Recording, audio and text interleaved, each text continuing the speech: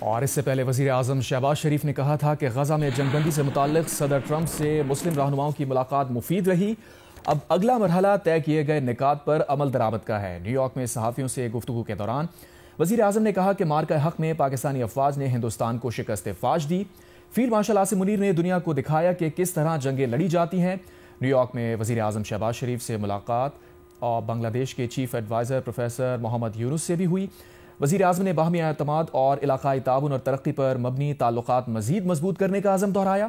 وزیر اعظم شہباز شریف سے Bill Gates foundation کے بانی بل گیٹس کی بھی ملاقات ہوئی۔ وزیر اعظم نے حالیہ سیلاب کے بعد دی جانے والی امداد، انسداد پولیو اور معاشی شمولیت کے لیے بل گیٹس فاؤنڈیشن کے تعاون کو بھی سراہا۔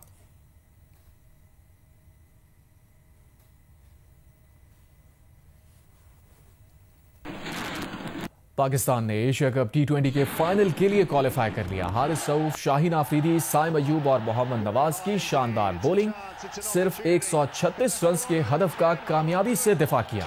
پاکستان ٹیم نے 8 وکٹ پر 135 رنز بنائے۔ بنگلہ دیشی ٹیم 9 وکٹ پر 124 رنز بنا سکی۔ ایشیا کپ کا فائنل پاکستان اور بھارت کے درمیان اتوار کو کھیلا جائے گا۔ دونوں ٹیمز ایشیا کپ کے فائنل میں پہلی بار آمنے سامنے ہوں گی۔ ابوظہبی میں پاکستان کا آغاز اچھا نہ رہا۔ صاحبزادہ فرحان 4 رنز بنا کر آؤٹ ہوئے، سائم ایوب 0 پر گئے، فخر زمان 13، حسین طلعت 3 اور کپتان سلمان علی آغا 19 رنز بنا کر آؤٹ ہوئے۔ 49 رنز پر آدھی ٹیم پویلین لوٹ گئی۔ شاہین آفریدی کو پروموٹ کیا گیا، انہوں نے 2 چھکے لگائے، 19 رنز بنائے۔ محمد حارث 13 گیندوں پر 31 اور محمد نواز 15 گیندوں پر 25 رنز بنانے میں کامیاب رہے۔ فہیم اشرف 9 گیندوں پر 14 رنز بنا کر ناٹ آؤٹ رہے۔ پاکستان ٹیم نے 8 وکٹ پر 135 رنز بنائے۔ بنگلہ دیش کے 136 رنز کے ہدف کے تعاقب میں شاہین آفریدی نے پہلے ہی اوور میں پرویز حسین کو 0 پر چلتا کیا۔ واحد ردے 5 رنز بنا کر شاہین ہی کا شکار بنے۔ پاور پلے کے آخری اوور میں حارث نے سیف حسن کی اہم وکٹ حاصل کی۔ محمد نواز نے مہندی حسن کی وکٹ لی تو سائم ایوب نے 4 اوورز میں صرف 16 رنز دے کر نور الحسن اور جاکر علی کو پویلین بھیجا۔ شمیم حسین بنگلہ دیشی جیت کی آخری امید تھے۔ کپتان نے شاہین آفریدی کو اوور دیا۔ شاہین کپتان کے اعتماد پر پورا اترے۔ شمیم 30 رنز بنا کر آؤٹ ہو گئے۔ حارث رؤف نے 18ویں اوور میں تنظیم حسن اور تسکین احمد کو بولڈ کیا۔ بنگلہ دیشی ٹیم 9 وکٹ پر 124 رنز بنا سکی۔ پاکستان نے میچ 11 رن سے جیت کر ایونٹ کے فائنل کے لیے کوالیفائی کر لیا۔ ایشیا کپ کے فائنل میں پاکستان اور بھارت پہلی بار آمنے سامنے ہوں گی۔ فائنل اتوار کو کھیلا جائے گا۔ کھیل میں سیاست لانے پر بھارتی کپتان سوریہ کمار یادو کو ICC match referee Richie Richardson کی سرزنش۔ پاکستان کرکٹ بورڈ کی شکایت پر سوریہ کمار یادو کو سماعت کے لیے بلایا گیا۔ بھارتی کپتان نے غلطی کا اعتراف کیا۔ ICC نے دونوں طرف کا موقف سن کر سماعت مکمل کر لی۔ کیس کا تفصیلی فیصلہ آج سنایا جائے گا۔ پاکستان کرکٹ بورڈ کی شکایت پر ICC match referee Richie Richardson نے بھارتی کپتان سوریہ کمار یادو کو طلب کیا اور 14 ستمبر کو پوسٹ میچ بیان پر وضاحت مانگی۔ بھارتی کپتان سوریہ کمار یادو نے اپنی غلطی کا اعتراف کیا۔ میچ ریفری نے ان کی سرزنش کی۔ تفصیلی فیصلہ ICC کی جانب سے کل سنایا جائے گا۔ ذرائع کا کہنا ہے کہ PCB نے سماعت کے دوران سوریہ کمار کے خلاف مخالف دلیلوں کے انبار لگا دیے۔ ICC نے دونوں اطراف کے موقف کو سن کر سماعت مکمل کی۔ سوریہ کمار کے خلاف مزید کارروائی کا امکان ہے۔ PCB نے ICC کو لکھے خط میں شکایت کی تھی کہ سوریہ کمار 14 ستمبر کو میچ کے اختتام پر کھیل میں سیاست لائے، جان بوجھ کر پہلگام واقعہ اور آپریشن سندور کا ذکر کیا۔ سوریہ کمار کا بیان براہ راست پاکستان کے خلاف تھا، کھیل کی شہرت کو نقصان پہنچایا۔ پاکستان نے موقف اختیار کیا کہ ICC فری غزہ اور فریڈم از ہیومن رائٹس کے نعروں کو کوڈ آف کنڈکٹ کی خلاف ورزی قرار دے چکا ہے۔ سوریہ کمار یادو کے خلاف کارروائی نہ کی گئی تو کرکٹ کا میدان سیاسی اکھاڑا بن جائے گا۔ آگے بڑھتے ہیں۔ اسلام آباد میں وکلاء، صحافیوں اور سیاسی رہنماؤں کی گول میز کانفرنس میں 26ویں آئینی ترمیم اور عدلیہ کی آزادی کے لیے ملک گیر تحریک چلانے کا فیصلہ کیا گیا۔ اعتزاز احسن نے خطاب کرتے ہوئے کہا کہ ملک کو پھر وکلاء تحریک کی طرح جدوجہد کرنے کی ضرورت ہے۔ چیئرمین PTI بیرسٹر گوہر نے کہا کہ تحریک وکلاء چلائیں گے، PTI ساتھ دے گی۔ ایمان مزاری نے کہا کہ انصاف کی خاطر عوامی تحریک کے ذریعے جدوجہد کرنی ہوگی۔ کانفرنس سے جسٹس ریٹائرڈ شاہد جمیل، سلمان اکرم راجہ، بیرسٹر علی ظفر، سردار لطیف کھوسا اور سینیٹر حامد خان نے خطاب کیا۔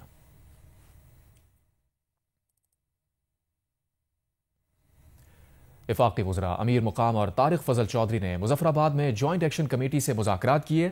امیر مقام نے کہا کمیٹی کے مطالبات مان لیے، کشمیر میں بجلی 3 روپے فی یونٹ اور آٹا بھی سستا فراہم کر رہے ہیں۔ کمیٹی نے مہاجرین کی نشستیں ختم کرنے کا غیر آئینی مطالبہ کیا، ایسا کرنا مقبوضہ کشمیر کے عوام سے بے وفائی ہوگی۔ جوائنٹ ایکشن کمیٹی سے کہا دیا گیا ہے کہ آئینی اور قانونی معاملہ ہے، آپ عوام کا مینڈیٹ لے کر الیکشن جیتیں، اسمبلی میں آئیں، پھر ترمیم کرائیں۔ ان مذاکرات پر جیو نیوز سے بات کرتے ہوئے سابق وزیر اعظم آزاد کشمیر سردار عتیق نے کہا کہ وزیر اعظم شہباز شریف کا عوامی ایکشن کمیٹی سے مذاکرات کے لیے کمیٹی بنانا اچھی پیش رفت ہے۔ کمیٹی معاملات طے بھی ہو گئے، لیکن پھر جوائنٹ ایکشن کمیٹی کی جانب سے ایسے مطالبات لائے گئے جو کمیٹی کے دائرہ اختیار میں ہی نہیں تھے اور نہ ہی ان معاملات کا تعلق عوامی مسائل سے تھا۔ دیکھیے، یہ بڑی اچھی پیش رفت ہے کہ مرکزی حکومت نے وزیر اعظم پاکستان نے کمیٹی بنائی، 2 مرکزی وزراء مفاد کے عوامی ایکشن کمیٹی سے بات چیت کی اور ان سے مذاکرات کیے، ان کے معاملات اور مسائل سنے، اور بہت سارے جو ہماری معلومات ہے اس کے مطابق بہت سارے معاملات اور مسائل ایسے تھے جن پر اتفاق ہو گیا اور جن کے حل کے لیے اتفاق کر لیا گیا، لیکن اس کے باوجود بعض باتیں ایسی بیچ میں لائی گئی کہ جن کا تعلق اس کمیٹی کے دائرہ اختیار میں نہیں تھا اور جن کا کوئی تعلق عوامی مسائل سے بھی نہیں تھا، تو جس کی وجہ سے یہ سارا سلسلہ کسی نہ کسی وجہ سے متاثر ہوا۔ ورنہ یہ بہت اچھا اقدام تھا، میں سمجھتا ہوں حکومت پاکستان کا، کہ وہ عوامی مسائل کے حل کے لیے اور آزاد کشمیر میں جو بھی ضروریات عوام کی پیدا ہوئی ہیں، عوامی سطح پہ پیدا ہوئی ہیں، کسی طبقے کی طرف سے بھی پیدا ہوئی ہیں، ان کو حل کرنے کے لیے انہوں نے بھرپور کوشش کی۔ آزاد کشمیر کی حکومت نے کوشش کی، ایک کمیٹی نے کوشش کی، آزاد کشمیر کے نمائندے بھی موجود تھے، لیکن آخر میں بعض ایسے مطالبات عوامی ایکشن کمیٹی کی طرف سے سامنے آئے جو قابل حل بھی نہیں تھے اور ان کی جوریسڈکشن میں بھی نہیں تھے، جن کا تعلق آئین کے ساتھ تھا، لیجسلیشن کے ساتھ تھا، اور جن کا تعلق عوامی مسائل کے ساتھ بھی نہیں تھا۔ اس پر شاید پھر چیزیں جو ہیں وہ رک گئی اور یہ معاملہ آگے نہیں بڑھ سکا۔ چیئرمین پاکستان پیپلز پارٹی بلاول بھٹو نے ایک بار پھر وفاقی حکومت سے بے نظیر انکم سپورٹ پروگرام کے ذریعے سیلاب متاثرین کو امداد دینے کا مطالبہ کیا ہے۔ کراچی میں پریس کانفرنس کرتے ہوئے کہا، قدرتی آفت کی صورت میں وفاق صف اول کا کردار ادا کرتی ہے، وفاق کی ذمہ داری ہے وہ بے نظیر انکم سپورٹ کے ذریعے لوگوں کی مدد کرے۔ بلاول بھٹو نے عالمی سطح پر امداد کی اپیل کرنے کا مطالبہ بھی دہرایا۔ دنیا بھر میں وفاق صف اول کا کردار ادا کرتے ہیں، تو بے نظیر انکم سپورٹ پروگرام وہ واحد طریقہ کار ہے کہ وفاقی حکومت متاثر لوگوں کو فوری طور پہ ریلیف پہنچا سکے۔ یہ سٹینڈرڈ پریکٹس رہ چکا ہے۔ ہم کیسے کہہ سکتے ہیں، کیا ہم اپنے انا کی وجہ سے یا پتہ نہیں کیوں یہ فیصلہ کیا گیا ہے وفاقی حکومت کی طرف سے، ان کو اپنا پالیسی پہ نظر ثانی کرنا چاہیے اور بے نظیر انکم سپورٹ پروگرام کے تھرو سپورٹ دیا جائے۔ عالمی سطح پہ انٹرنیشنل اپیل درج کرنا چاہیے تھا، وہ فوری طور پہ آپ کو مدد میں میں تنقید نہیں کر رہا ہوں، آپ پورا اپنا کوشش کر رہے ہوں گے، لیکن اگر آپ 100 روپے خرچ کر رہے ہو تو 200 روپے ہوتا خرچ کر۔ یہ دہشت گردی کا خاص طور پہ بلوچستان میں، مگر صرف بلوچستان میں نہیں، پختونخوا میں اور دوسری جگہوں میں بھی جس انداز سے اس کا فال آف کابل کے بعد اضافہ ہوا ہے وہ کوانٹیٹیولی آپ کے سامنے ہے۔ بھارت اس بات کو چھپاتا بھی نہیں ہے کہ وہ مالی مدد مخصوص دہشت گردی کے تنظیموں کو پہنچا رہے ہیں۔ یہ ایشو کو ہم عالمی سطح پہ بھی ریز کر رہے ہیں، کوششیں جاری ہیں کہ اس کو پاکستان کے اندر بھی ایڈریس کیا جائے۔ وزیر اعلیٰ پنجاب مریم نواز شریف کا کہنا ہے کہ افسوس ہے پیپلز پارٹی نے پنجاب میں سیلاب پر سیاست کی، روز نئے مشورے آ رہے ہیں، کہتے ہیں BISP کے ذریعے پیسے دیں، 10,000 سے کسی کا کیا بنے گا، ہم سیلاب متاثرین کو 10 لاکھ روپے تک دے رہے ہیں۔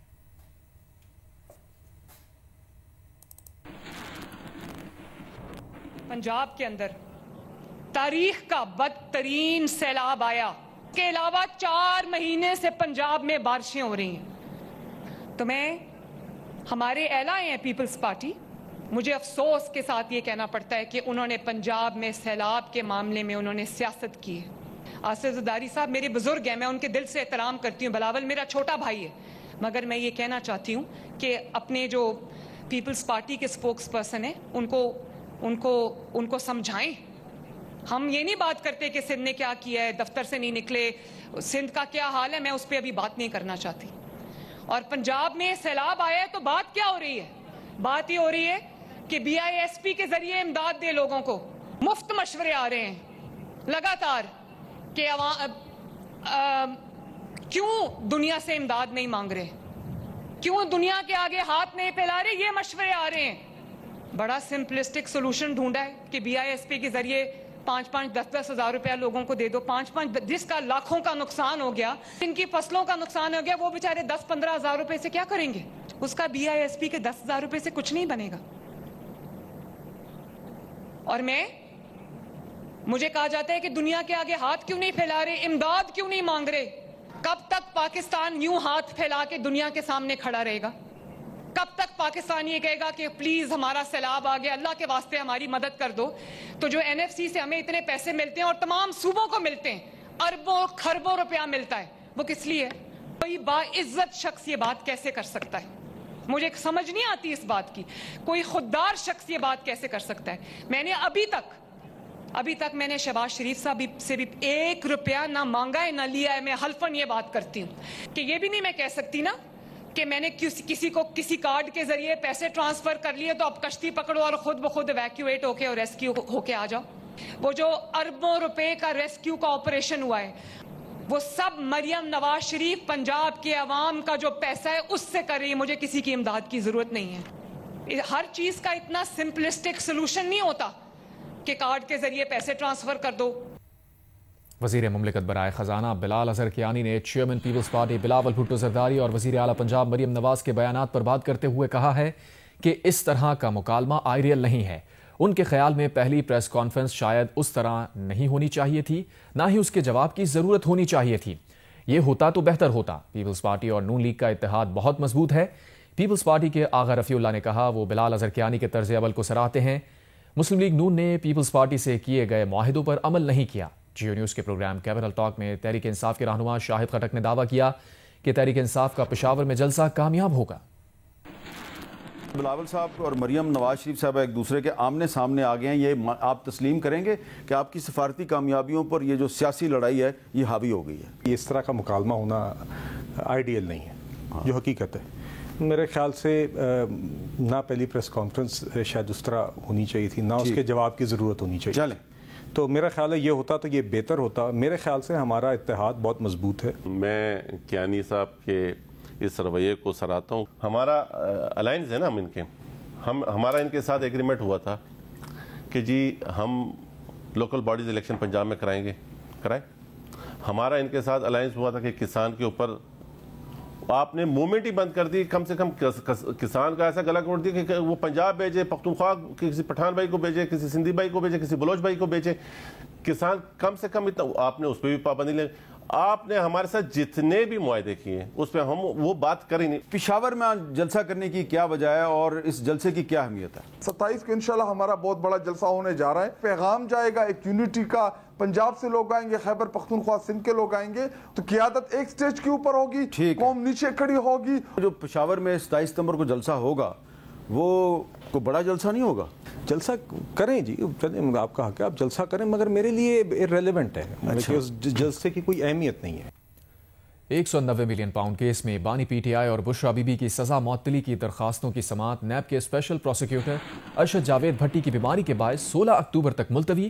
چیف جسٹس سرفراز ڈوگر نے کہا نیب کے لیے آخری موقع ہے, اگلی سماعت پر کیس نہ چلا تو DG نیب کو طلب کر لیں گے. بیرسٹر سلمان صفدر نے کہا نیب ہمیشہ تاخیری حربوں سے کام لیتا ہے.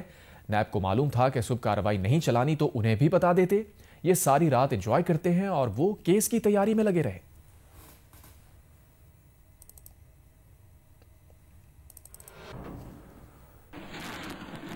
PTI کے مرکزی صدر اور سابق وزیر اعلیٰ پنجاب چودھری پرویز الہی نے چودھری ظہور الہی شہید کی 44ویں برسی پر پیغام میں کہا ہے کہ چودھری ظہور الہی شہید نے ہمیشہ ظلم کے خلاف آواز بلند کی اور عوام کو عزت کی نگاہ سے دیکھا. انہوں نے کہا کہ آج بھی گجرات سمیت پاکستان بھر میں چودھری ظہور الہی کے لیے دعاؤں اور اظہار عقیدت کا سلسلہ جاری و ساری ہے. انہوں نے کہا کہ قیصرہ الہی, مونس الہی, سمیرہ الہی اور راسخ الہی مل کر چودھری ظہور الہی شہید کے مشن کو آگے بڑھا رہے ہیں.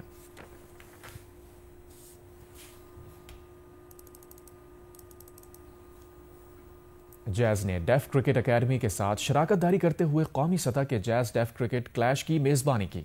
ٹورنامنٹ سماعت سے محروم کمیونٹی کے لیے ہے تاکہ انہیں قومی کرکٹ کے دھارے میں شامل کیا جا سکے. اس اقدام سے ان کھلاڑیوں کو شناخت اور نمائندگی ملے گی جو عموماً پس منظر میں رہ جاتے ہیں۔ یہ اقدام جیز کی کرکٹ کی سپر پاور کی پوزیشننگ مضبوط کرتا ہے۔ جیز ڈیف کرکٹ کلیش صرف ایک کھیل نہیں بلکہ ایک پلیٹ فارم ہے جہاں ڈیف کمیونٹی کو قومی سطح پر دیکھا، سنا اور سراہا جا سکے۔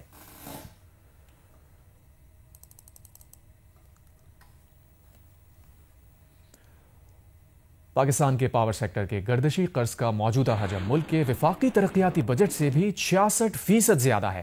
پاور سیکٹر کا گردشی قرض جولائی 2025 تک 1661 ارب روپے ریکارڈ کیا گیا۔ گردشی قرض دراصل ہے کیا، اس کے بڑھنے کی وجوہات کیا ہیں، اس کی روک تھام کے لیے حکومت کیا اقدامات کر رہی ہے، یہ سب جانتے ہیں اسلام آباد میں سیف الرحمان کی رپورٹ میں۔